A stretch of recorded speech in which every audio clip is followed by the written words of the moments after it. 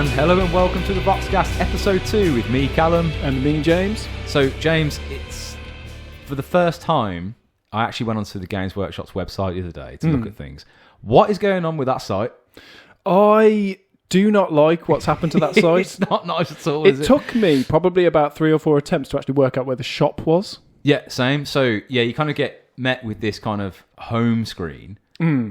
And then you've got to go into the drop-down menu. Yeah. And then you find shop. Yeah. And then it takes you to the shop's website. Yeah, it's... I mean, the more I've got used to it, I think I don't mind it quite as much. But when it first transferred over, I was confused. Yeah. And I'm also a Warhammer, subscriber, Warhammer Plus. So where I would like to go into Warhammer TV, now this, I don't know if this is actually possible, but I have to then go out off my website onto a different website to enter Warhammer Plus to go onto TV. So if it's an amalgamation of the whole thing and actually a combination of everything, it's not there. So... I think the issue is that there's not much flow. Like it doesn't really flow into the thing that you're looking for. So, no. Like you said, Warhammer TV is its separate thing. Forge World was its separate thing. Obviously, the Games Workshop's website was a separate thing. And now it feels like they've tried to put it all together, but you can't really find where each different element is. No, I found. I do like the fact that they've added Forge World stuff onto the Games Workshop stuff. I think, you can be looking through your army and say, like looking through demons and look to find, I can't remember what the name of the greater demon is that was on Forge World, but that just shows up. Yeah. And that's nice to see because it's another option. But and it might show, I suppose it might show other people who maybe didn't know Forge World existed. Oh, there's other models as well that exist. A much higher price tag, but it's still, they get to see that it exists, in the world of Games Workshops. But I don't know. I think it can be done a little bit better. It feels really clunky at the moment. It does feel clunky, but I mean, this isn't the first time I think Games Workshop have done this sort of thing. I think Games Workshop shops were actually just called Games Workshop, but now they're actually just called Warhammer. Yeah, so now it's Warhammer.com, isn't it? So they're clearly moving over to that kind of like. Yeah, that so title, that name, that so they've umbrella. rebranded. It's not really a rebranding, but it is because when you walk into a brick and mortar shop, or you're looking for a brick and mortar shop, you're looking for Games Workshop, or I look for Games Workshop, and then it's actually called Warhammer. Yeah, and then I can't find it because it's called Warhammer, but actually it used to be, it's always been Games Workshop, and it's kind of the same with the website. But do you feel like though with the launch of 10th as well that obviously they've tried to. Which I think they've mentioned themselves anyway, but they're obviously moving towards a new market now, aren't they? And they're changing the whole thing up. They're kind of building the entire brand as almost like a nouveau Games Workshops into Warhammer, where it's more accessible by newer people, more accessible by people who want to get into the hobby, and that kind of like that funnel to get into it is becoming a lot more accessible. Yeah, and it's probably just our familiarity with the old website, and I think it probably is the right move. If you talk about Warhammer, you don't expect to set. If you ask your grandma, "Oh, grandma, can I have this thing that comes from this shop called Games Workshop?" Or you ask for Warhammer for Christmas, and they then look for Warhammer, but they can't find Games Workshop because it's called Games Workshop and it's actually Warhammer. So now that it is called Warhammer, it's probably going to be a bit of a better, an easier thing to find. So it probably does make sense from a business perspective. I actually didn't think that. I just thought we collect Warhammer. Yeah. So if you turn around to your mom, and not that we would, I mean, you might do, but in our 30s, it's probably not going to turn around to your mom and say, I want Warhammer. But I suppose when you're younger, if you turn around to your mom or your dad or whatever, and you say, I want some Warhammer, they're going to go, okay, I'm going to go look for Warhammer. Yeah. Whereas I suppose if it was Games Workshops, they wouldn't immediately, without a little bit of research at least, know that sold Warhammer. They'd probably be a little bit short. So I suppose with the Warhammer banner, across the top of the shops on the websites now, they're going to go, oh, that's where you get Warhammer from. Yeah. That's it. I suppose, I understand that. I just feel like that website could probably do with a little bit of work at the moment. I think it probably needs a bit of tweaking, but then I think it also, now I've had a bit more of like a look around and a bit of a play with the website, I think I do know where to find the shop stuff. I mean, I'm not really sure what the rest of it does, because I only go onto that website to buy things. Yeah, this is it. And I think I only went on the other day for just for a second, just to look at some stuff, and I was greeted with this. And maybe you're right. As an older collector, or someone who's been collecting for a couple of years, or who's collected as a kid, you get very much hit with this new. Whoa! Yeah, and it's changed. This doesn't look the same. It's changed and it's confusing, and you're like, "Well, I just want my models. Give me my models now. Give me my models now." Anyway, sorry about that. That's we're not complainers. We're not moaning about Games Workshop. It's just that it was a very new thing. I noticed it the other day, and obviously, change can be difficult sometimes for some people. So it just confused me really, but yeah. Anyway, so James, in the hobby. So let's talk about the Warhammer hobby. What have you been up to in the past few weeks? So, I haven't actually been as active in games as I probably would have liked. I've had one game since our last podcast. And since then, I think I've been pretty much list building in the anticipation of games that haven't actually materialised. But I've got a quite nice list now. Okay. And I've been working on a couple of models, which I have also been trying to take pictures of and, put out into our Instagram, which is an interesting process. It really picks out some of the imperfections in your models. You were saying to me the other day that now that you want to get some pictures out there that look good, obviously you've got like a nicer background, high quality image, and you found by taking those pictures, it's kind of bringing out a lot more that you didn't see to the eye. Yeah, because I've mostly worked with tiny models. Obviously, I've got my Eldar models, and they, they're very, very small. Yeah. So for my eyes, and I've got pretty good close vision, I can see what I feel is quite a lot. But when you take a really high resolution image under really good lighting, it's like putting that under almost like a microscope, and you see horrendous brush strokes where you actually thought that was blended really nicely. And also maybe the level of, what's the word? The brightness, like contrast almost. Yeah, so it's basically the kind of like a pop. Yeah, it needs to pop a little bit more. Maybe it needs to be, personally, my own painting, it just needs to be a little bit brighter. And actually, it's quite interesting because, looking under that microscope level, it's probably going to push me to that next level. I'm going to be very much like, I can see now stuff that I couldn't see before, which is going to probably bug me enough to make me work on it. So so obviously when you start to get that model again under your normal lamp that you paint under, you might think, okay, how is this going to look in a picture, or how's it going to look to someone else in someone else's hands when they're looking at it, and then you're more conscious of like the brush strokes, where you're adding highlights, and even that colour.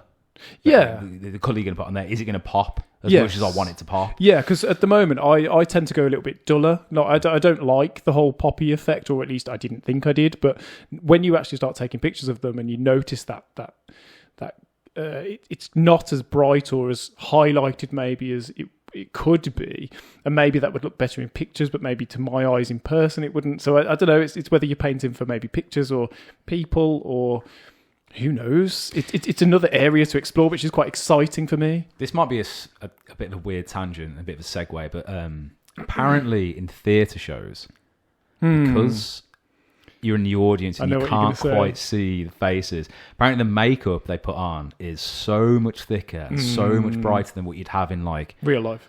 In real life. Yeah. So let's say you're in a bar, or you're just out and about, whatever, you're at work, whatever, obviously you're going to put on like, and obviously this is people who wear makeup, but you're going to put on like a natural amount, or you're going to dress a certain way. But apparently when it comes to theatre, it's got to be so much more exaggerated to get the same effect. Perhaps maybe that's the same for figures. No, but that's actually is true. Yeah, that's actually a thing. So as far as I understand it, and I think this can be quantified by other people out there, but I'm no expert myself. Apparently this is actually how you paint faces. For example, you paint them to a point which would be, if you were a person in real life and you were looking at someone next to you, it would be horrible. But you paint them theatre style because you're trying to pick out areas that would be, you're exaggerating it because it's a tiny They're very model. Small. Exactly. It's same as being sat at the back of a theatre. They're very small. They are literally models. They're little players on a little far stage. away from you. So in order for you to pick out their expressions or the way their face looks, and you can't do that from far away, can you? So it's essentially the same thing. That's it. Bringing out the greatest detail using quite a bit of exaggeration. Yeah. And you say you're building lists.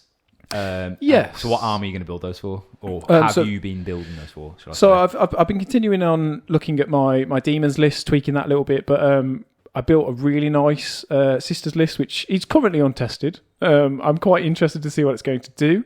It's interesting, should we say. It's got a lot of... how do I describe it? A lot of synergy between a lot of the players. And actually, interestingly, there's a lot of characters in Sisters lists that I maybe feel are a bit irrelevant at the moment. Oh, okay. And you're trying to bring them... No. I just don't think they're worth taking, personally. But... So sorry, you're saying that you feel like currently in the Sisters army there's a lot of characters which aren't worth taking? Yeah, potentially, yeah. Any examples, do you think? In your opinion, of course. I mean, previous editions, you look at the Hospitaller. Now, she used to bring back models per turn. Now, her main ability at the moment, and correct me if I'm wrong, is she can, I think, follow at the end of her movement phase or something like that. She basically allows... She can heal a character model or a model up to D3 wounds. Now, most models in the Sisters armies are single wound models, unless they are a character. And characters, you're not walking around on your own. They're leaders with bodyguard units. Yeah. Almost overkill. It's just you're never going to use her. Yeah, okay. She's never going to be useful. I mean, she does give I think it's a 6-up Feel Pain to the unit, but then... Again, I don't think that's worth the extra points. I'd just add more people on. I see. Yeah. Or put a better leader on. There's different leaders that are much better than her. Should they do better things? So you kind of think, well, I love this model. And actually, like, I love my Hospitaller. I think she's, probably one of my favourite Sisters models. But personally, at the moment, I mean, she used to bring people back to life. That was worth it. You bring a model back, yeah, of course.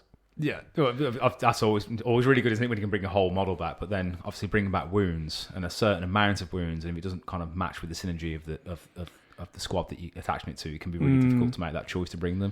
And I think there is a bit of a disparity, isn't it, sometimes, that you can really love a model, yes, and really love a sculpt or the way it looks or even the way you've painted it. You can even grow an affinity to a model as well from like previous games you played, but then nerfs happen and then they're not quite as viable anymore, and you do kind of feel this kind of attachment of like, man, I love this model, so I'm going to bring it. Yeah, I'm going to bring it. I've done that so many times with models. I'm like, oh, he's so sick. Look at him, he's great. You bring it on there, it's just like, oh man, he's actually not doing very much at all. I mean, in fairness though, there's always a cycle. Stuff will go up, and it would be really good, and you'll play it every game, and then it'll be awful in the next edition, or it'll be awful in the next patch or whatever.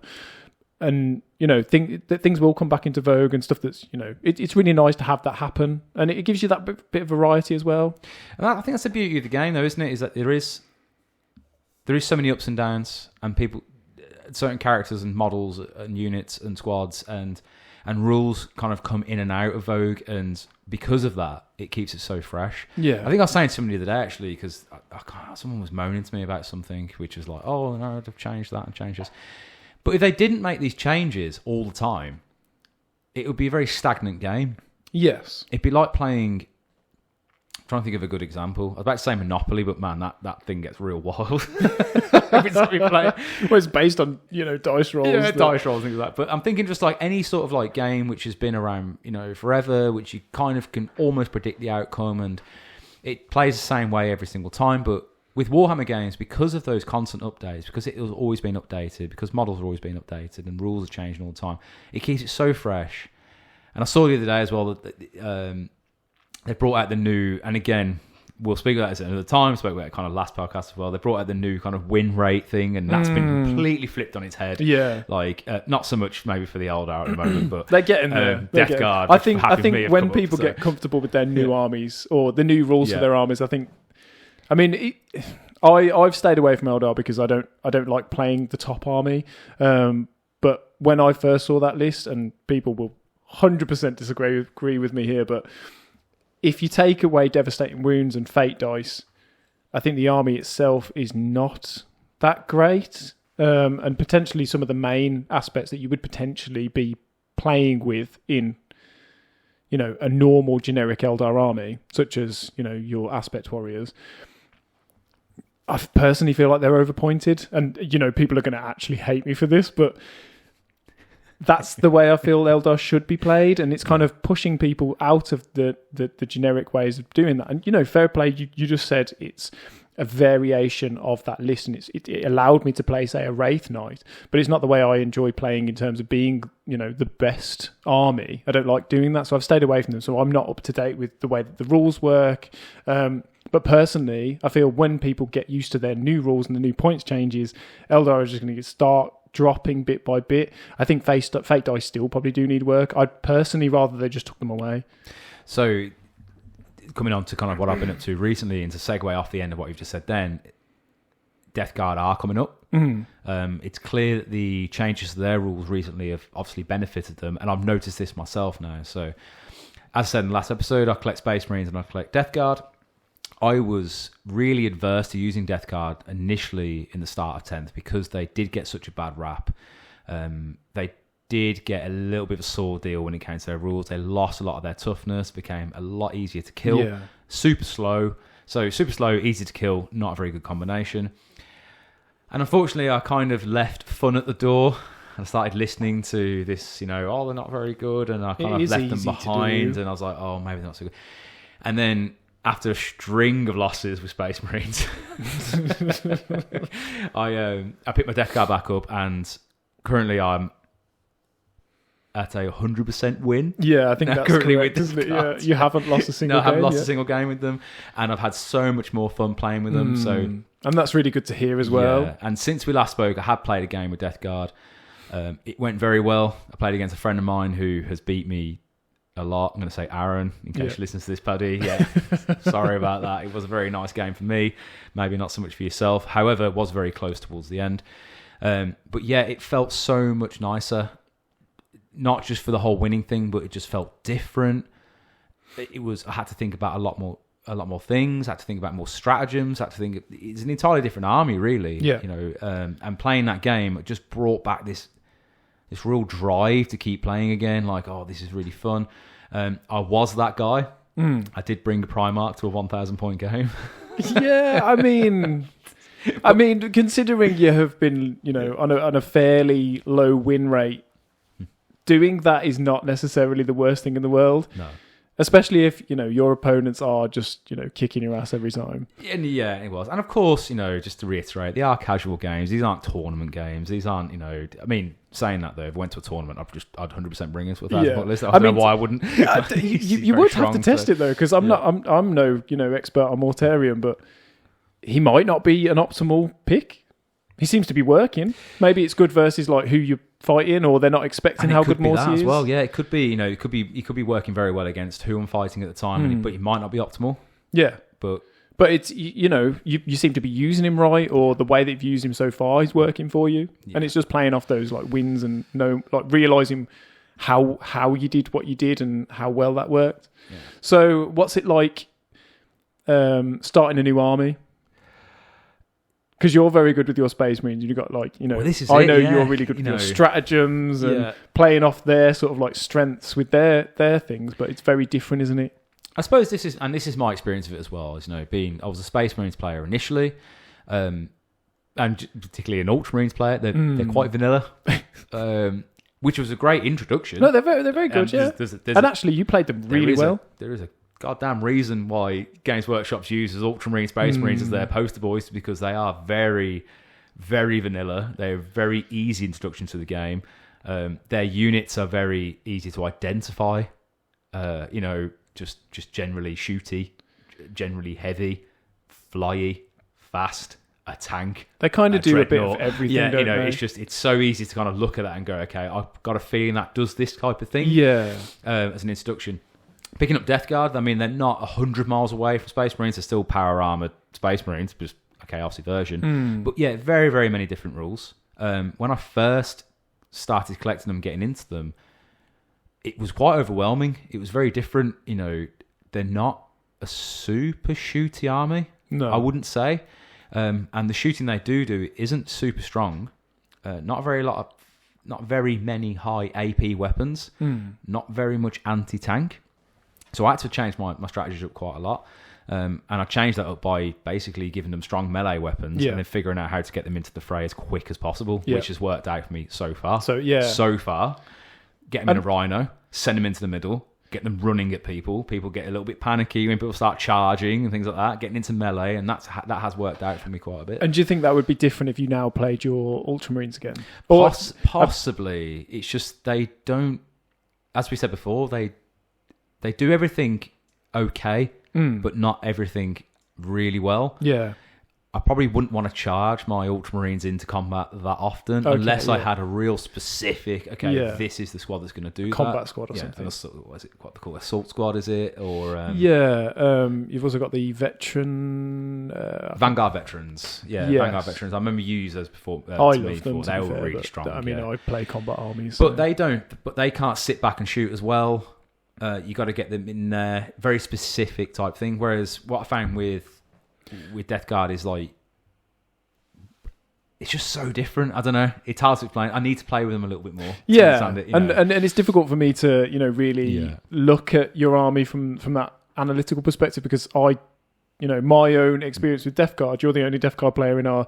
Yeah. Well, we do have another Death Guard player, but we don't play with him as often. Doesn't play as often as we would like. So my understanding of your army is based through you, and obviously I've only versed you once now, twice maybe, yeah. And obviously I'm quite new to the game, so I've still got quite a lot to learn. But I think the point I'm trying to say is that when you do start a new army, it is very different, and you have got a lot to learn. And I understand what you're saying as well, is that once you do start learning it, you definitely can take a lot of that back to your original army, or I would not even original, just your second or third or fourth army, and you've had that before, haven't you?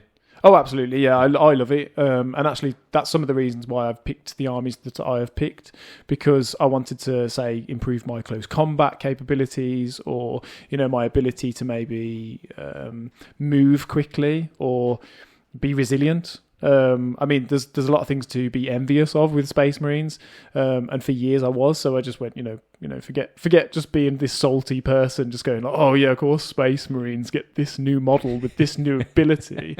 I'm just going to join them. I'm just going to be like, right, okay, I'll just start an army, and then every time I see those changes, I can be like, yay, instead of yeah.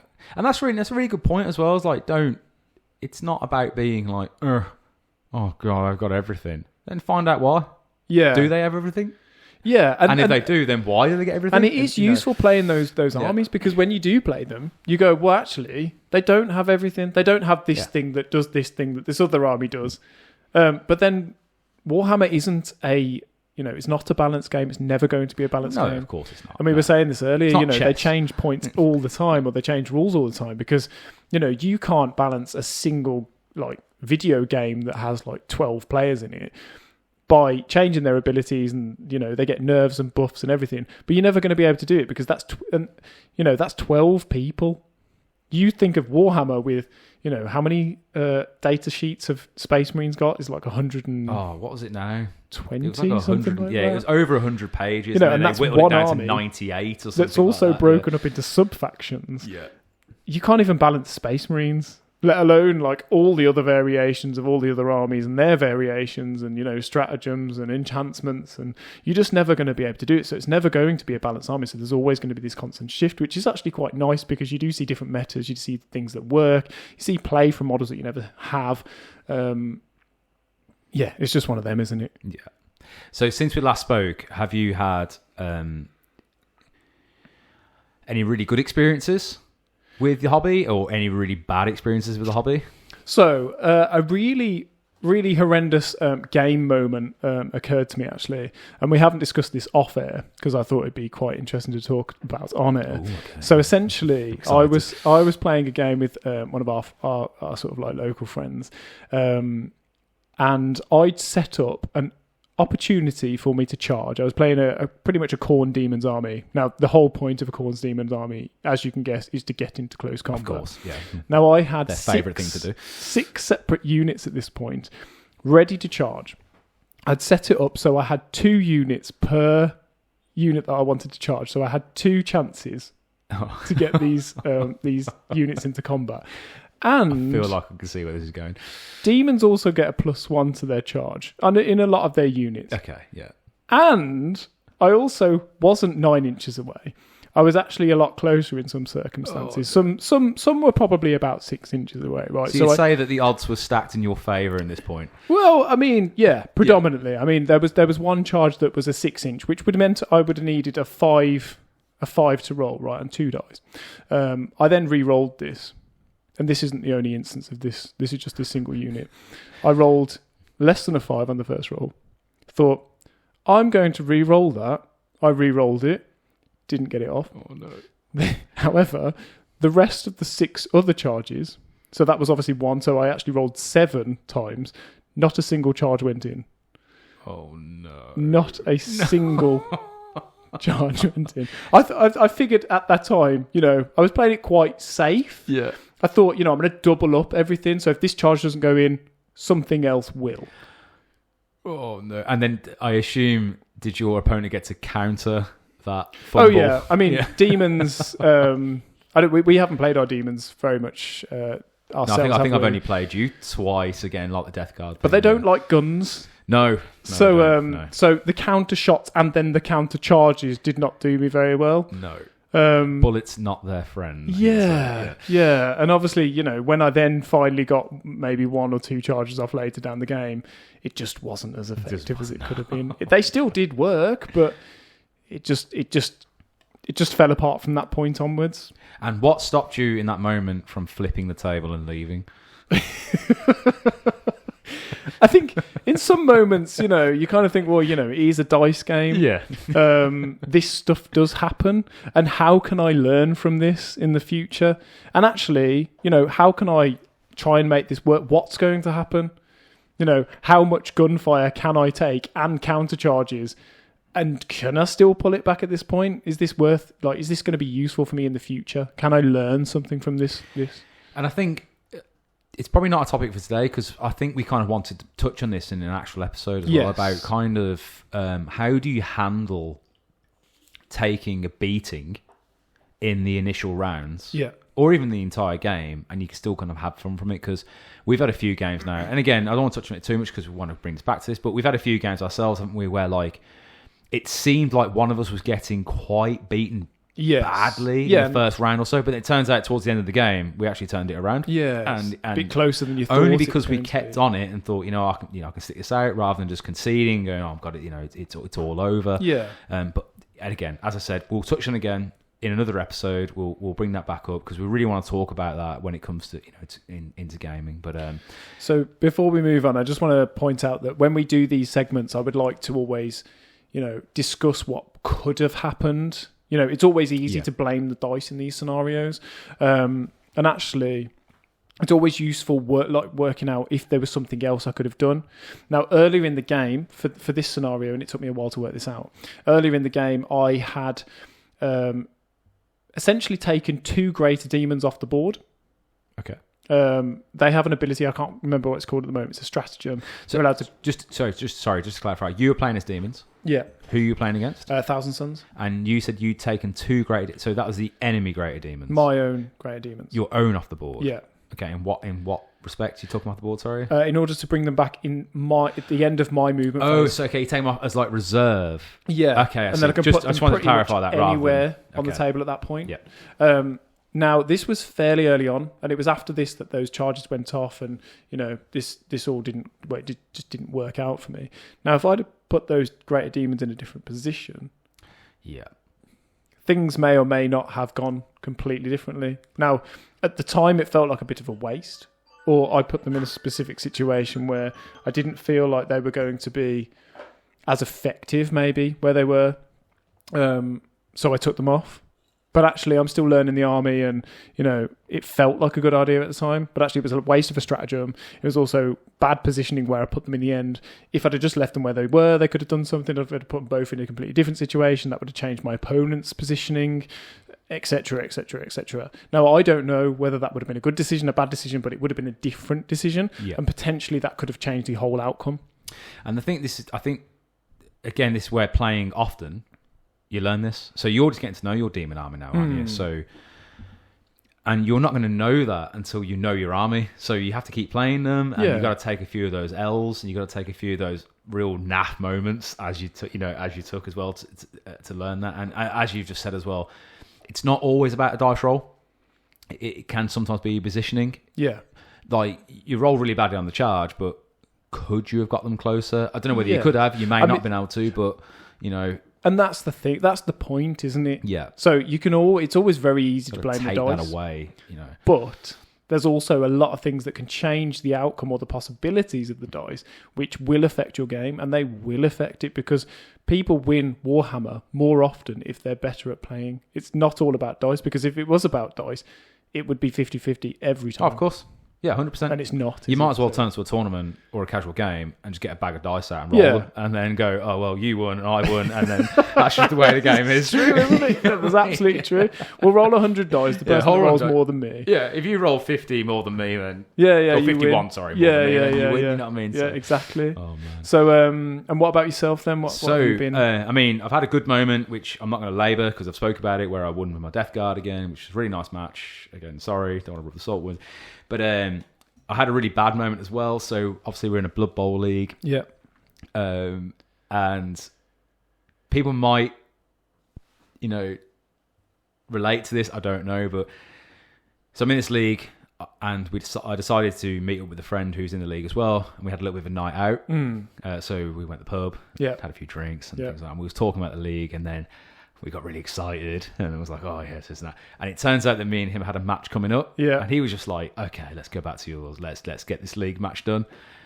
By the time we got back to mine, let's just say I was not particularly in a state to play a highly cerebral game. Just being there because you're enjoying your friend's company, okay, this is and they're just really like, I want to trash you.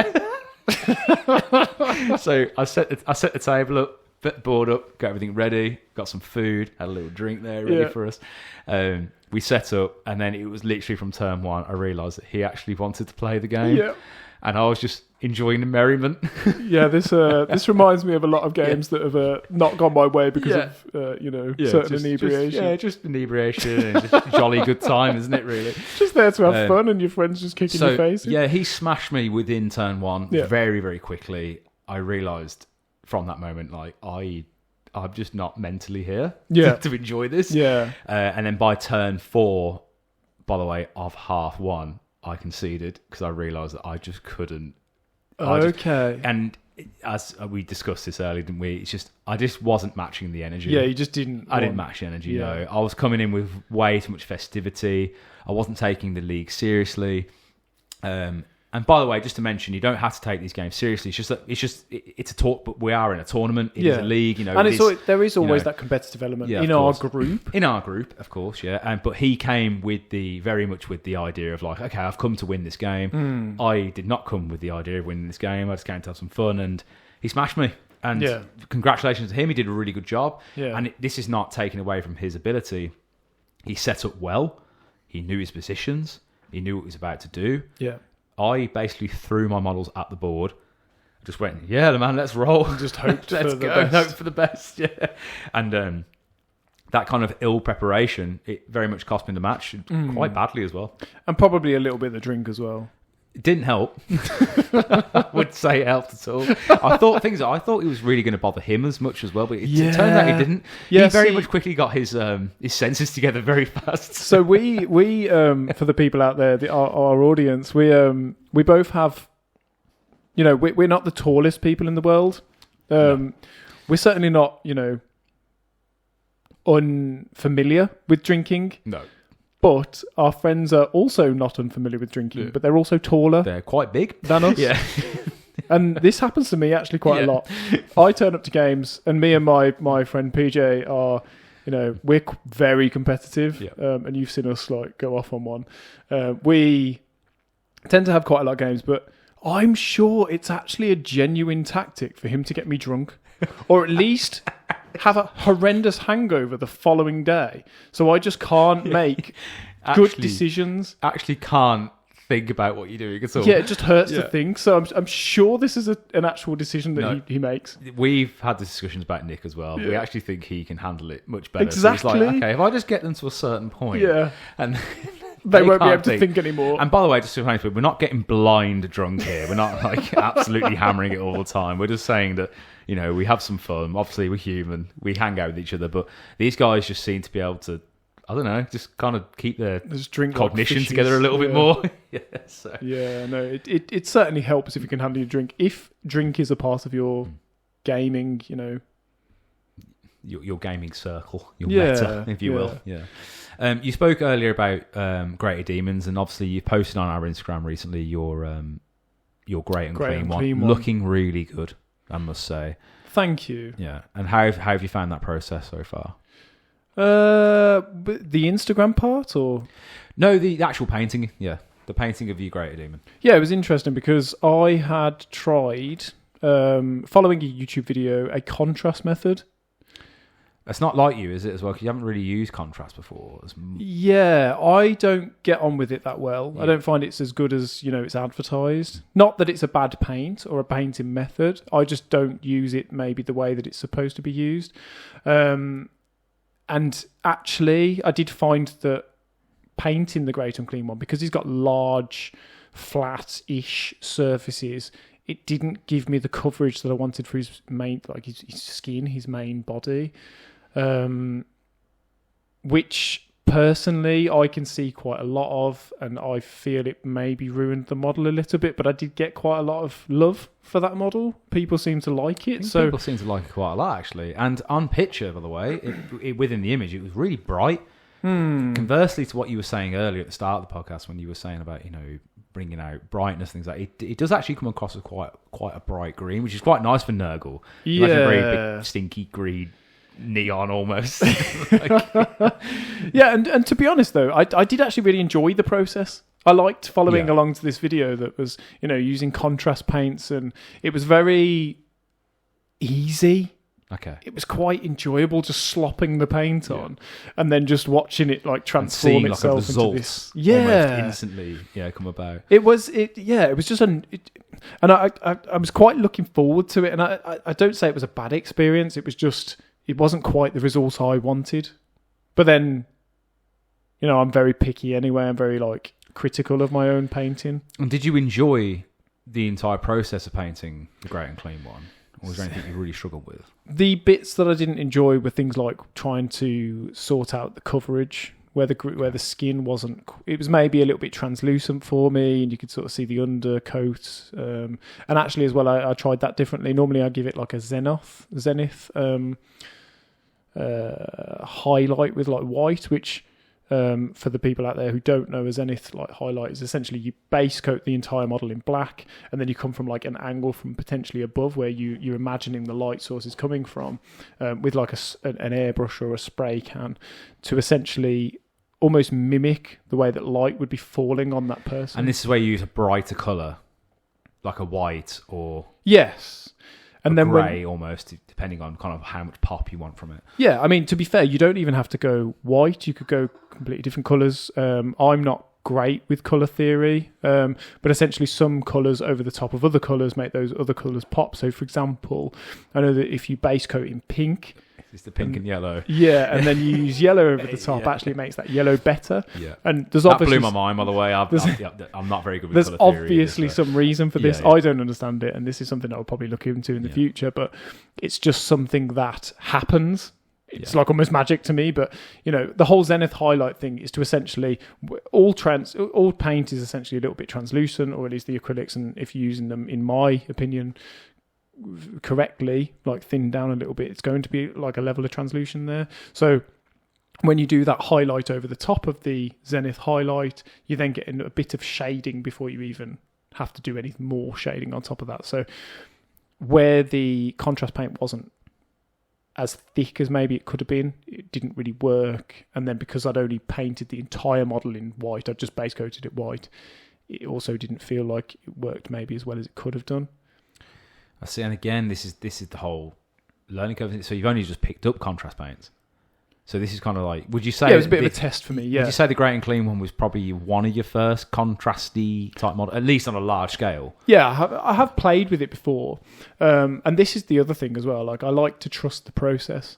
Like, when you first pick up a model, and this will happen with, from my experience, any sort of scenario where, say, you're drawing a picture, and you start off and you go, this looks awful.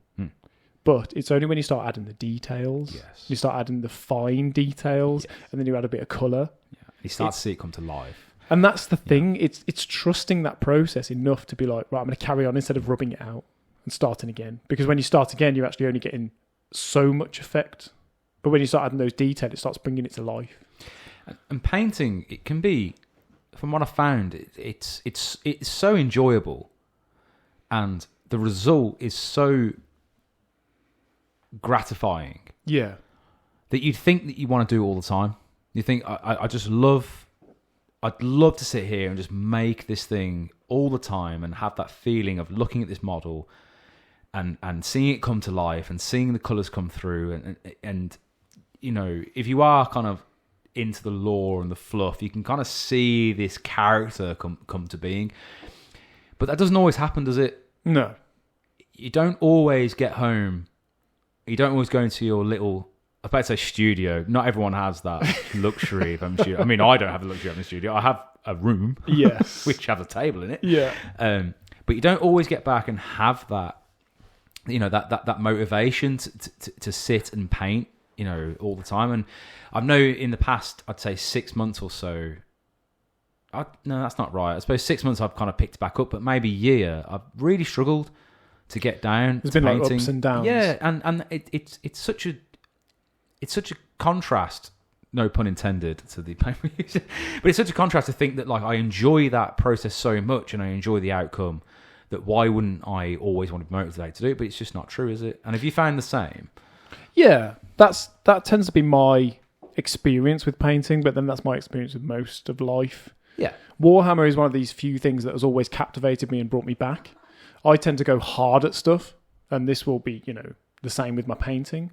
If I go hard at something, and then I'll kind of like, dip in motivation, and then maybe come back to it, but a lot of the times I won't. Whereas Warhammer's been one of those things that even when I'm not playing, I'll kind of like give it a couple of months and I know it will come back, and I know that motivation will sort of spring back into me, and then I'll probably go hard again. And it's almost trying to like capture that lightning in a bottle moment where you're motivated and you're ready and you really want to do it, and then you get into it and you're just loving it, and then you just want to keep that motivation, and it's just really difficult. So obviously, because we play against you quite often, you obviously want to have a painted army. So what would you do to, let's say you wanted to get down to painting, you really want to get back into it?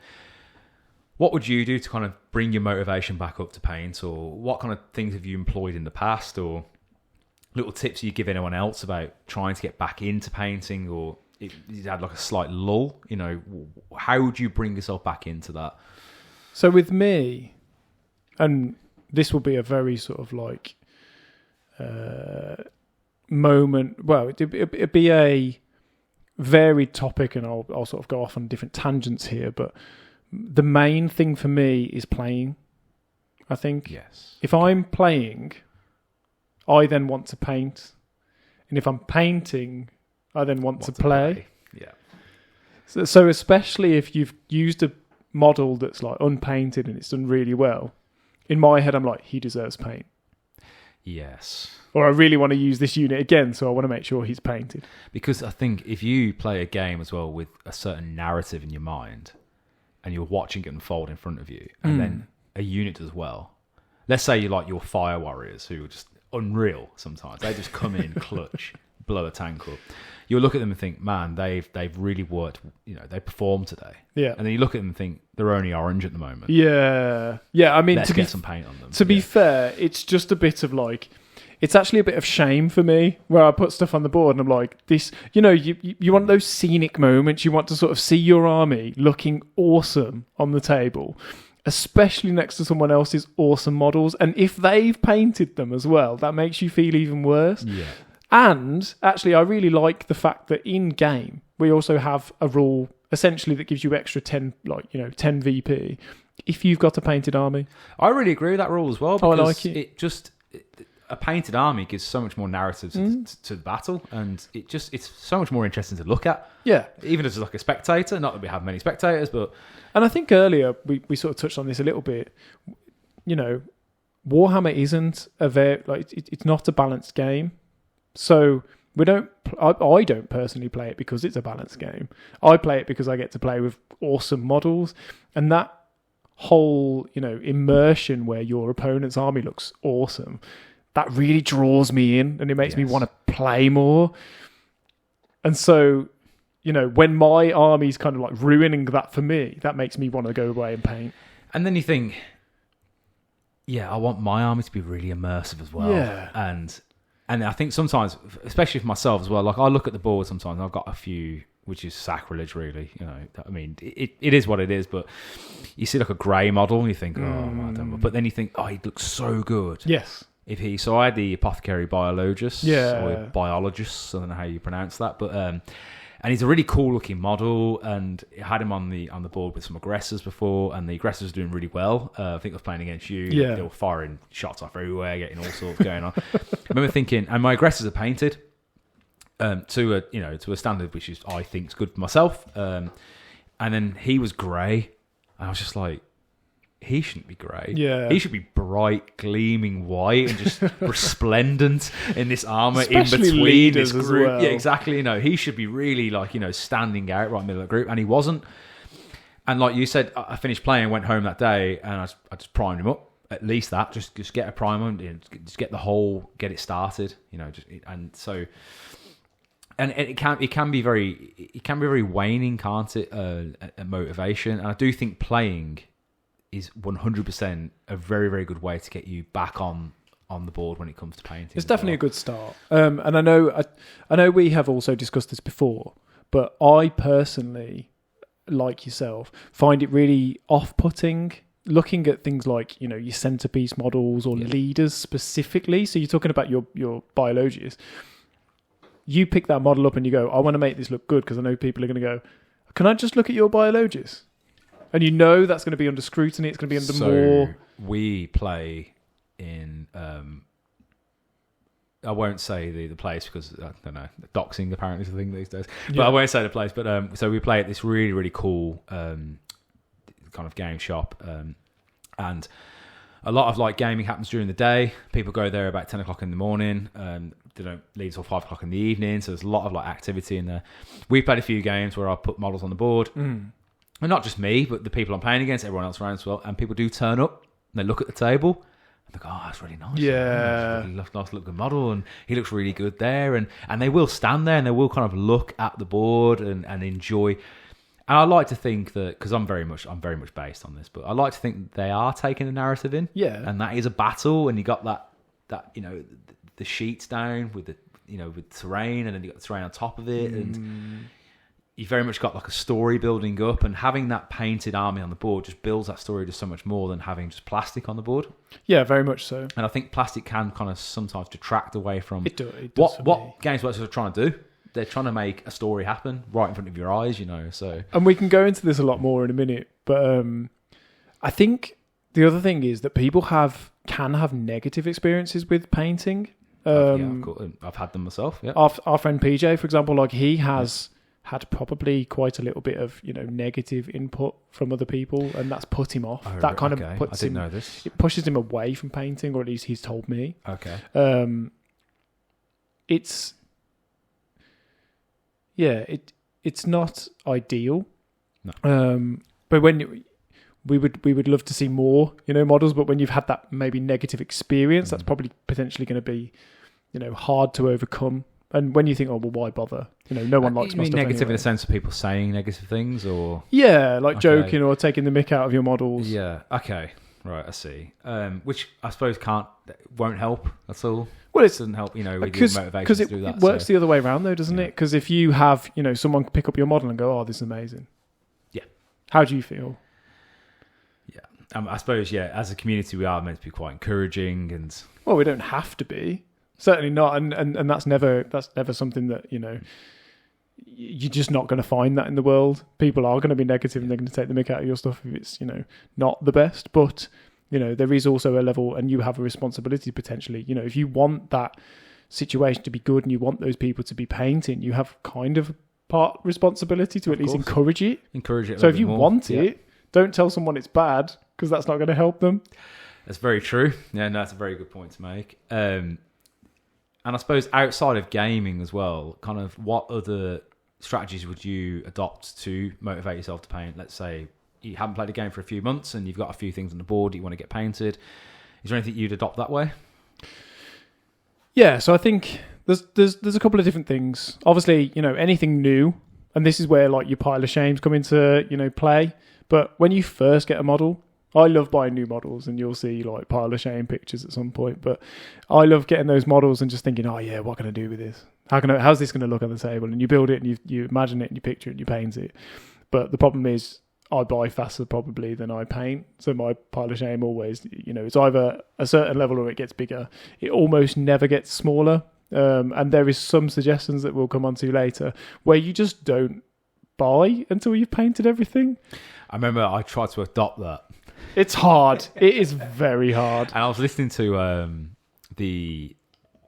think they said it on the Painting Phase podcast.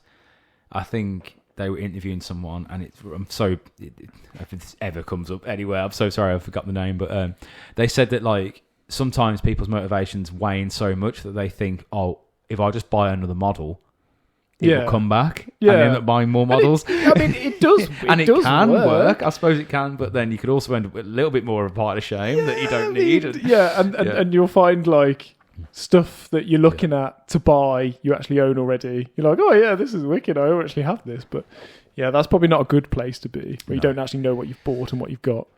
I found that it's motivating at first when you first start painting, but then when you start to paint large units, so of the same model, often the same colour, can be a little bit of it can start to drag a little bit because you've done the same thing over and over again. And I mentioned earlier as well, I said like you get to the end of something and you get that gratification and you can see it builds up, and then suddenly you've got a model that looks really characterful. But then when you've done that like 6 times for a squad of like 20, and you're like, okay, I've kind of seen this. And I suppose it's a very individual process, isn't it? Yeah. Because if you look at that and you think, well, this isn't working for me, then maybe that's not something that works for you, but it might work for someone else. But then I found, as I was going to go on to, is that what's often helped is I put that down. I picked up a big model. Yeah. And I've gone, right, I'm going to start this now. And that starts to present new challenges. Yeah.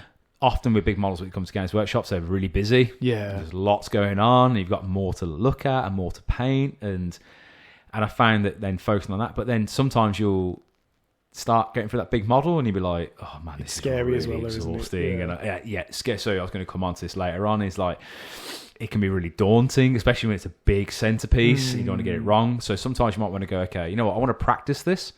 Let's say there's a little bit of armor. Let's say part of that armor's blue. I don't know. Okay, I'm going to pick up some of my Space Marines again. Okay, let's start doing blue armor. Now I've got 5 Space Marines to work on. Let's get some blue armor down. And then you can take what you've learned back into that big model. And I think I found motivation-wise, that's helped me. Yes. Just moving back and forth between large units and large models. Yeah, and I would agree with that, actually, sort of differentiating what you're painting. I think personally, I also find that a little bit daunting, though, because, you know, if you're painting a whole regiment and you are trying to get that unit to look the same, if I'm using a different painting technique or practicing a different painting technique, that's actually off-putting for me. You know, recently I started my Tyranids and I was, I must have tried about 90 different, you know, Tyranids. I remember you doing this. You were losing your mind. Oh, it was that was probably one of the worst points to get through. Yeah. I mean, it was lovely and creative. I was popping out like, you know, a random coloured Tyranid every day. But I hated the process. It put me off so much. I had to stay away for like a month. And again, this is another maybe painting motivational thing, is For me, it's a hobby, and I don't want to force that creativity. I don't want to force that process. And personally, for me, if I come away, I'm potentially going to come back and enjoy it. I don't want to make it an unenjoyable experience because I don't want to associate painting with not enjoying myself. There's the quote, isn't there, that it's a marathon, not a race. It's Yes. it's not something we're going to do for a week. Yeah. It's something you're going to do, not even going to do. It's probably something we're going to do for the rest of our lives. I would like to think so. I'd like to think I'm yeah. retired and we're still playing games. I just, that's the dream, actually. Yeah. Just, quit work, just play Warhammer every day. play Warhammer. Have you played a whole game yet with a fully painted army? Yes.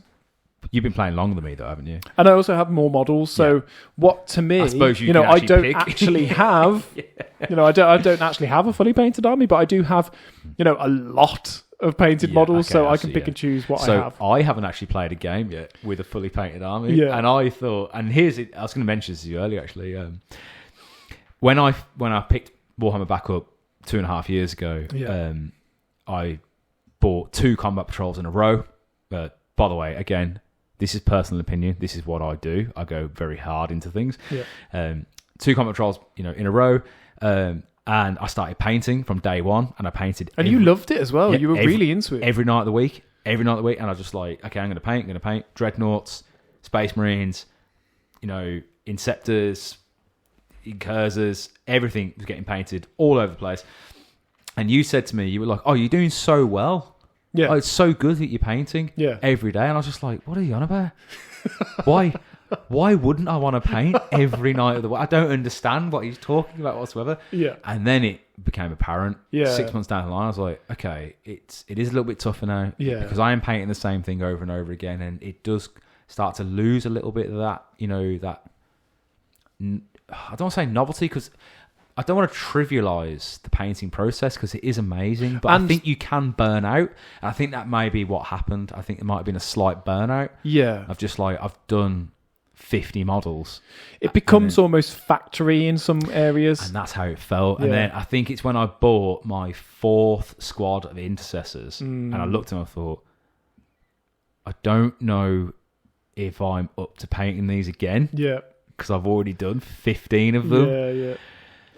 And then it took me a while to get back into it, and it wasn't until I bought Rebooted Gulliman where I picked them up. You actually did something that was really interesting and new and challenged you. Yes, exactly. Yeah. I looked at this model and I thought, wow. First of all, let's get down to brass tacks. This thing cost me money. It's not a cheap model, let's be honest, for a character. Yeah. I mean, okay, it's a Primarch, but it's not much bigger than a Space Marine. Yeah. And it cost me somewhat more than a Space Marine costs. Yeah. But not only that, but his filigree, the adornment of his armor. Yeah, it's much more intricate, isn't it? The sword, everything about the model, his stature, everything he stood on, but also just his stature in the lore as well, unreal. Yes. And I thought, I want to make this something. Yeah, definitely. And then suddenly I was back at the table every night of the week thinking, okay, it's great. And I really put a lot of effort into it and followed tutorials and all that. And I might put it online. It's not, I'll be honest with you, it's not the best painting Gulliman ever. It certainly won't be winning Golden Demons, but I was really proud of it. Yes, and there is a big element of motivation attached to how, even just doing something yourself. It doesn't matter whether it's the best bit of work in the world, and this will work in any sort of category. It doesn't have to be Warhammer specifically, but if you make something with your own hands, you will value that much more than someone else making something and them telling you that they value it. Yeah, because you won't value it the same way. No, because you haven't made it, and it's a psychologically tested thing. So you painting Gilliman the way you've painted him, and feeling the way that you feel about him, he might not win Golden Demons, but to you, he's No, it meant a lot. Yeah, because it was really, for me, it was my first introduction to painting a model that had a little bit of substance. Yes, not that obviously all the models got substance to it, but real heavy substance, like real big character. It's a Primarch of an army, and I wanted to make it look good, and that's exactly what I went with. And then in the recent times now, collecting Death Guard, I started collecting painting a Death Guard, and then I went through exactly the same thing. Like, I painted my first Plague Marine, like, oh, this is really good. Look at that tongue, it's all pink, and the teeth, and the next person, or like that, and then a Poxwalker, especially then you get to your 15th Poxwalker, and you're like, oh, wow. So, Mortarion. Yep. He was kind of like a... I posted on Instagram again already. He's not finished yet, but he's kind of been my benchmark, I would say. Like something I really want to paint well. Yeah. And then getting into him, it's just been, it's been amazing. I've learned so much already. There's so much detail. There's so much to learn. So many different types of paints as well. A lot of highlighting. I actually messed the highlighting up the other day, which really frustrated me. But you know what? You will always make mistakes painting. You can't eliminate them completely. Yeah. You might make less if you're more careful, but then you slow down. So it's the whole. That's it. So, but I think from those big models, you learn a lot about how to paint your smaller models, and then on your smaller models, you learn about how to paint your bigger models. So and this is, by the way, this is the way I've done it. This is the way I've got through the motivation of painting. Is that I will flip and flop between those two types. Yeah, and I can attest to that recently, actually. I did the same thing. I was on a bit of a lull with my painting and just picked up, I think it was Bellicor. Yes. No. I just really enjoyed it. It was just fun. Your Bellicor looks so good there. I'm still working on him. Yeah. He is potentially going to come out. I mean, maybe he came out tonight. I've put stuff up for Instagram. I think you put some stuff out, haven't you? Yeah. But yeah, we'll see. If he's not up, he will be up at some point. But it's still a work in progress. So we've actually thrown the question out to our Reddit page about painting motivation. So we got a few responses that we're going to read out today on the podcast. Speaking about your Bellicor, by the way, James very privately texted me about how so just to let everyone know, I don't collect Ultramarines anymore, or at least I still do, but I'm actually repainting them into Salamanders. It turns out I'm a much better Salamander player. And James texted me going, oh, how do you paint your Salamanders? And I said, I do this and that and that. Next minute I get a picture and the Dead Space Marine at Bellicor's feet happens to have Salamander armor.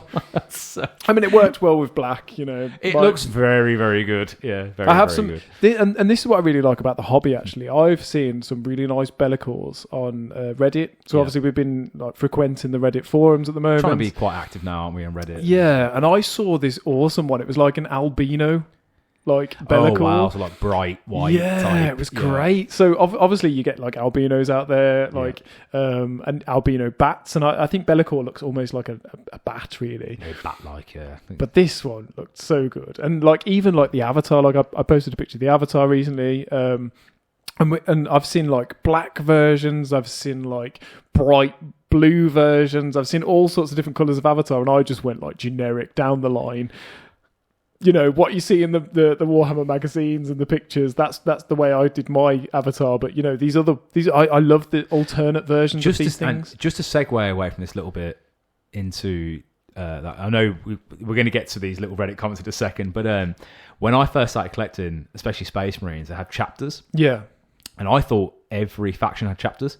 I thought that was just a dumb thing. I thought Games Workshop's figured out for you what colours worked. Oh, yes. And I was just like, okay, so what chapters do Eldar have? What chapters do Orcs have? And it's not true.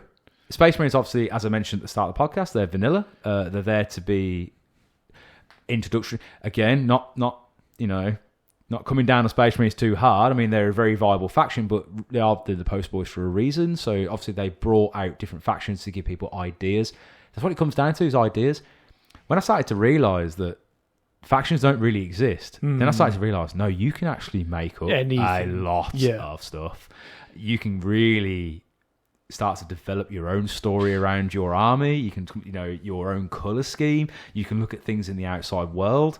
You can take inspiration from so many different things that you love, fantasy or real, and you can actually create your own faction. And that's when I finally come to realise that is actually the greatest thing about it, is that you can really... And that's the thing, though, isn't it? It's the ownership of your own creations. Yeah. I find that really motivating. You can create an army. You can be like, this is my army. I can name it whatever I want. It's my lore.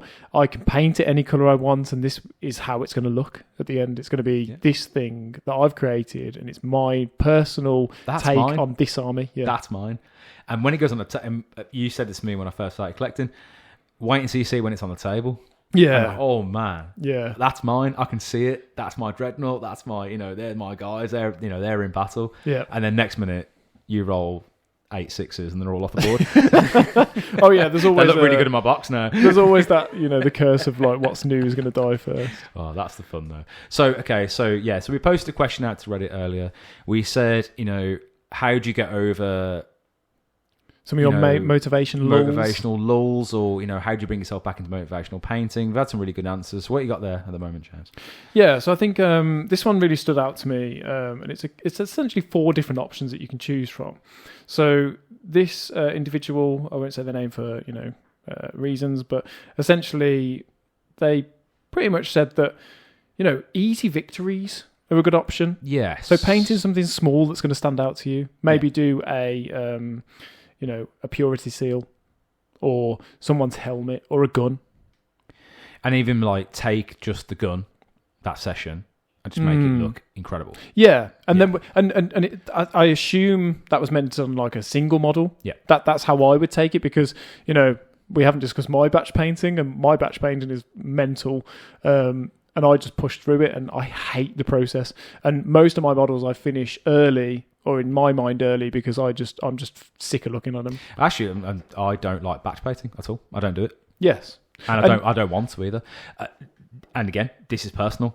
I understand people probably like batch painting, but for me, I want to look at one model. That's it. It's true. It stresses me out having more than one. So, yeah. And yeah, I mean, we'll go back into the comments in a minute, but it is a faster process, which is what attracts me to batch painting. But it's not an enjoyable process necessarily, because you're doing, say, 20 Marines in one go, and you're just painting blue, blue, blue, blue, blue, black, black, black, black, black, gold, gold, gold, gold, gold, wash, wash, wash, wash, wash. It's awful. It's not enjoyable. And what our comment is saying there, obviously, is an easy victory. So let's just pick one thing. Yes. And do it well. Yeah. Yeah. And then you'll get that sort of like, oh, I've done this well. I'm feeling good about this. So the next point, which I think is also good, do some speed painting. So slap it on. Make that just get it out there. See that, it's all about wins, isn't it? It's about getting those wins out there, just being like, bang, I've got a new model. This model looks awesome. Next one. Paint some terrain. Yeah, I've never actually done it yet. I haven't actually painted terrain, but I imagine it's quite fun because it's massive. Yes, and I haven't painted a lot of terrain, but it's low stakes. Yeah, it can be messy. I've always wanted to. I know it sounds crazy, but I wanted to prime some terrain and then just get a massive Dulux brush and just dry brush the hell out of it. Yeah. Yeah, exactly. Bring in character within seconds. Stone wall, done. Best 2 painting techniques. Yeah. Dry brush and washing. Yeah. And then, this individual actually agrees with, my personal preference, which is, if you just can't find that motivation, don't force yourself. Just walk away. Do something else for a while. Yeah. Hopefully, if you enjoy the hobby and you enjoy what you're doing, you'll come back to it. Which is very true. And a lot of the comments are actually saying the same thing, I think I did see as well, it's a really common theme. A lot of people say that if you're not having fun, it's okay. Just step away. Then you're not having fun. What's the point in doing a hobby that you're paying money for if you're just going to get stressed? Yeah, because it's not a job. It's not supposed to be unenjoyable. No. It's supposed to be your downtime. Unless you're a commission painter, then don't sit in there sweating going, I've got to get this done. I know we've said in the podcast, we want to get things done. We play quite regularly. If you do play quite regularly, you do want to have like a models on the table, then okay, if you want to get painted, you're going to get painted. But it doesn't matter really. If you're really not having a very good time, then just get up, do something else, walk around. It's true. Yeah, enjoy some other aspect of the hobby. Read a book. Yeah, I've just picked up Horus Heresy. And, and that's another thing as well, because that actually made me get again like multiple variables in the whole collecting a Space Marine army, but one of those was reading books. Yeah, and obviously those reading books, you're like, oh yeah, this character like say Mephiston. Like he's such a cool character. I'm going to paint him up. Yeah. I've suddenly got this urge to paint this character because I've been reading about. I've just read this like incredible novel about him, and he's like a badass, and he's like going around shooting people and flying around, looking real cool. And then I want my models like that as well. So yeah. And then something we touched on earlier as well, just paint something wildly different. Yes. So I know I was trying to do something earlier. In fact, no, we're going to touch on this. Yeah, we'll touch on it a bit later. Because towards the end of the episode, we've got something we want to bring up. Yeah, and nice little surprise and nice little bit we can offer to maybe increase everybody's motivation out there. It's something we are interested in specifically, but we'd like to sort of outreach that to everybody and allow people to join in with us. Absolutely, yeah. We'll get to that. People saying about easy wins, taking pictures of models and basically having like an option or some sort of log as to their progress. So even if it's just a case of, and again, it kind of merges with another aspect where people are saying, okay, I'm not going to paint for 3 hours every day. That's unrealistic. But what I'm going to do is I'm going to set myself a target of painting for, 2 minutes. 5 minutes, 10 minutes, 15 minutes. And then after that point, and this is something that I have maybe toyed with a little bit personally, if you can sit yourself down for 2 minutes, that's all you have to do. You don't have to commit to anything else. 2 minutes, you sit down, you put paintbrush to model, 2 minutes. If you hate that situation, after that point, you can go, I'm fed up, I'm sick of this, I'm not doing anymore. And you said that to me before as well. You said just get down for 5 minutes, and more often than not, you'd be there for more than 5 minutes. Oh yeah, because you get into it. Yeah. Sometimes you won't. You're not. You're there for 2 minutes, and that's fine. That's okay because you're just not feeling it. It's okay, but at least you got like a streak of red on something, and it's building that habit. Yeah. But this, and a lot of people have also mentioned that. But on top of that, some people have also said, document it, take pictures of that 15-minute process or that 5-minute process that you're doing, and then you can see you've got a historical log of the progress that you've made. So you might not think, 15 minutes adds up. I actually did have a little look at the Reddit comments as well earlier, and I did come across one that I wasn't expecting it. It was around depression, and it was around sometimes that your mind's not really in it, and it did kind of shock me a little bit. I wasn't expecting it. I thought, maybe rather naively, that people just talking about Warhammer painting. But they did mention along the lines of, sometimes that your mood isn't there. Yeah. And that's okay. Sometimes it doesn't work, and sometimes your hobbies and the things you want to do aren't in line with the way your mind is feeling at that very time. Well, when you're not okay, other stuff just gets everything is harder. And I think sometimes when you're really into something, and you think that's part of your identity, and your mind isn't there, and you start to not do that thing, you start to feel like you're not who you are. But it's not true. It's just that at that moment in time, you've got other things you need to work on. There's other things which are present in your life in the moment, and you don't have to sit there and do the hobby. And I think I'm only saying this again. This shows a very personal opinion. Is that sometimes I can be very hard on myself. I can say I need to get this thing done. I'm supposed to be doing this. I'm supposed to be enjoying the hobby, but I don't know whether you've experienced this as well. I need to do this. I need to get this done. And, you can be very hard on yourself. Force yourself to do things, but you don't have to. Feel like you're doing it wrong. Not at all. No, and a lot of the comments have said that. Just sometimes, just get up, leave it. Look after yourself. Life's out there. Yeah. Look after yourself. There's other things that are more important. This, at the end of the day, is just plastic. It is just a hobby. It's meant to be fun.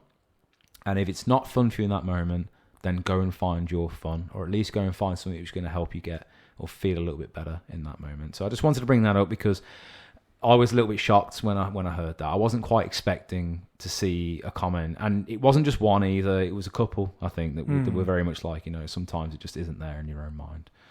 So yeah, and I completely agree with that. And, being in those places is really hard. Yeah. You just can't do anything about it.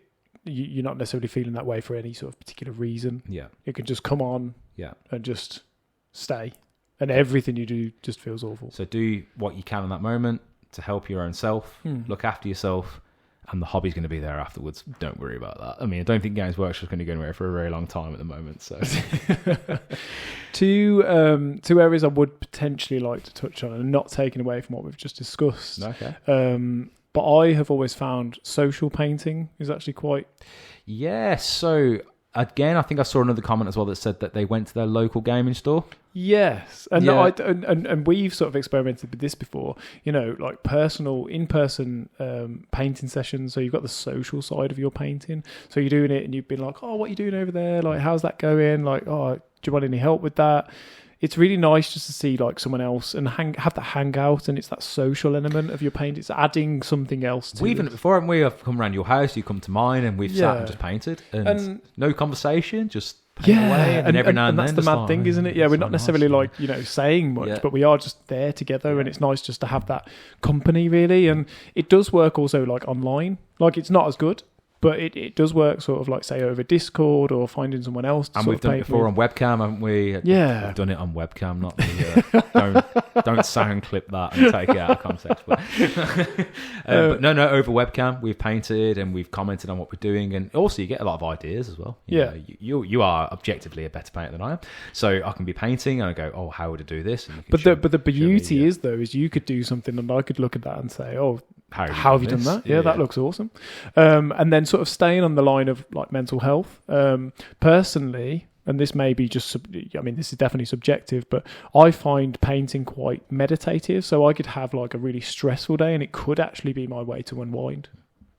And also, obviously, coming off the back of the social painting as well, it might be nice to get with people and show some paint. And sometimes you might not even paint. Not just sat around a painting table. Yeah, that might be the holding intention. a model in your hand. And then you just chill out and hang out with each other. Having a chat and getting to know everyone else around you in your local community, at your local gaming store. Yeah. If you do have that around you, which is great. Or even Discord channels, Warhammer community, Reddit's quite nice for community painting. And actually, I've been like pleasantly surprised with the responses that we've been getting. And actually the general community itself, everybody sort of seems quite supportive. And even with that, a couple of those comments that were mentioning, difficulties and struggling and so on, it's nice hearing people be positive. There was some like sort of like hang in there, look after yourself type comments. And that, I think that's what might have surprised me most, because I asked the question mostly just like, how does everyone else deal with this? But there was a lot of answers just like, I hope you're okay. And, yes. Don't worry, it's going to get better. And I thought that is really nice. It's lovely even seeing that response. I didn't even put it out there that explicitly, but people still came back with, no, it's okay, man. We're here. Don't worry about it. You're one of us. If you're not motivated. Nerds unite. And that's what it's So anyway, okay, we're going to come up towards the end of the episode now. It's been a really nice chat about painting. But we did want to discuss something that we're looking to be getting into. We sort of hinted at it earlier with regards to motivation. Do you want to mention it? Yeah, so I think we would like to start maybe our own personal tradition, and we'd like to bring you into that. It would essentially be the idea of painting a Christmas model. So a model that you can add to your Christmas decorations each year, yearly, but also, engage with us. Let us know what you've done with your Christmas models. So we're going to pick a model ourselves. We're going to paint them up in a Christmassy fashion, in a sort of like holiday fashion, and present them through maybe our Instagram, maybe on Reddit. Maybe even get you guys to vote on which ones you think are best. But ideally, we'd like to engage with yourselves and have you on board and see your takes on the idea of Christmassy decorations and Warhammer. And it's kind of a bit of a mix, isn't it? Really, absolutely, yeah. So me and James have basically challenged ourselves to painting one model before the end of December, which we're going to present to each other. We haven't really come up with a date, have we? I suppose maybe Christmas time. Maybe a little bit earlier, so we can actually judge people. If people get involved, which is our main hope, because it'd be lovely. We've both picked our model. Yes, we've both got a model each. We've got a model each. Actually, that was something I wanted to discuss with you. Okay. This, by the way, this is genuine. Have you seen the announcement that was announced today? No. So there is a brand new Christmas model that's also been announced. The Gobbo? It's I can't remember what it's called. It's like the Gobbo something or other. It's a Christmas Gobbo. It's essentially a goblin on a squig that's eating presents, and it's actually a little bit better than the current, in my opinion. This may get slightly altered before the end of the Christmas, but oh, that sounds amazing. Oh, it's absolutely incredible. It's such a good model. The idea of the competition still stands, though, is that me and James are going to paint a model from the Warhammer universe in a Christmas fashion. And at the end of this, we're going to get judged. We're going to judge ourselves. We're going to find an independent judge, or even yourselves as a judge. We're going to pick a winner. And we haven't really come up with a prize or a... no, we haven't. Imagine I mean, just a loss would be more fun. But at the moment, just bragging rights is bragging rights. for the entire year until the next competition. Yeah. But it's just a bit of fun. It's just something, we think will be enjoyable, especially as a tradition, but also getting you guys involved and seeing what wonderful things you can come up with. Absolutely. And we're posting on our Instagram as well. Eventually, with that completed model, probably won't be posting progress pics because we want to keep it secret to ourselves until the end of that. But until then, we are definitely going to be posting pictures of what we're painting at the moment. As I said, I'm currently working on Mortarion. I've got my Death Guard painting up. I know you have a few things that you can paint at the moment. I've got a lot of different projects at the moment. Yeah, so fantastic. Anyway, guys, thank you very much. That is the end of the episode, and I really hope you enjoyed it, mostly about painting. If you want to write to us, we have a Gmail, and that's the voxcastpod@gmail.com. We are Instagram at the Voxcast. We're also now on Facebook, I believe. Yeah, we are. I don't think I've got a specific handle for it, but hopefully if you just search the Voxcast, it will come on Facebook. And we are also on Reddit as well, which we are the Voxcast on Reddit as well. So just basically search the Voxcast in any of those four things, and hopefully we'll come up. If they don't work and you can get in contact with us still, that would be really useful to know that they're not working, so we can actually do our homework a little bit. And please like and subscribe to this episode, give us a rating, and if you want to, send us an email, send us a message, DM, whatever, criticize us, let us know how it's gone, let us know what you've liked. We really do want to make this podcast something. We want to improve it every single time. We want to make it really good for you guys out there. So that's it from me, Callum. And me, James. And in the grim dark of the far future, there is only jingle bells. Christmas.